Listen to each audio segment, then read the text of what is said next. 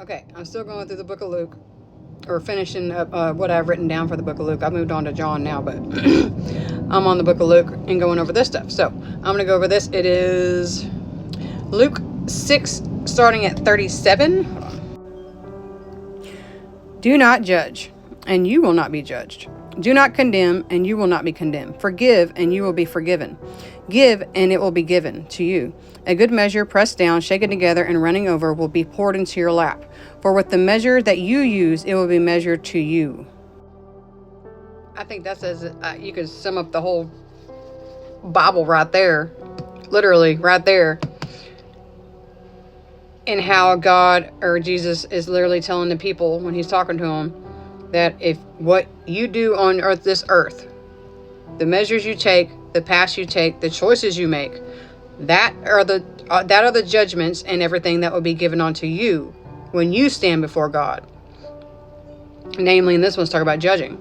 Do not judge, and you will not be judged. Do not condemn, and you will not be condemned. Forgive, and you will be forgiven. Give, and it will be given to you. A good measure, pressed down, shaken together, and running over, will be poured into your lap.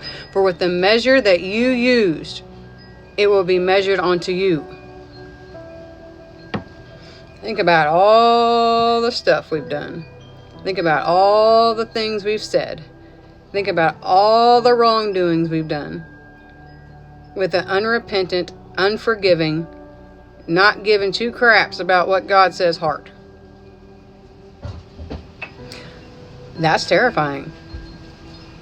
And for so many of us, me included, that spent our entire lives not giving two craps about what we say and what we do and how we treat other people, and not asking for forgiveness from the people we did it to, ourselves, or namely God. We've gone through our whole lives like just doing whatever the hell we want and all this stuff. And it says, for with the measure you use, it will be measured onto you. You keep on with that unrepentant heart, and that heart of judgment, and that heart of sin, and that heart of all these things. When we breathe our last breath, that measure will be put onto us because of what we chose to do with the life that God gave us. The life that God gave us. We are not here for no other reason but the fact that God put us here.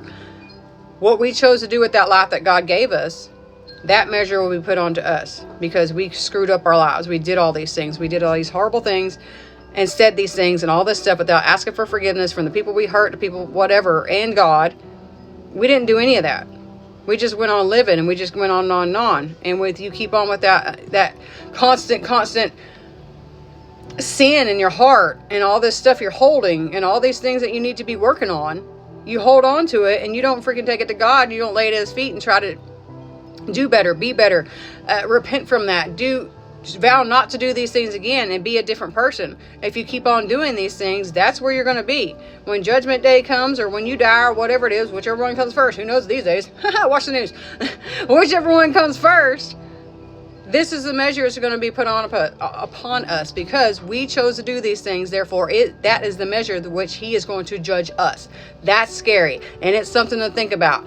God has given us every chance, every single chance. God is the God of second chances, quadruple million chances. God gives us so many freaking chances to do the right thing. As long as we come to him, lay at his feet, ask for forgiveness, be repentant, turn away from sin, all these things. When we're Christians, we are called to do that. But if we do not do that on Judgment Day, whenever that is, it's going to be put upon us.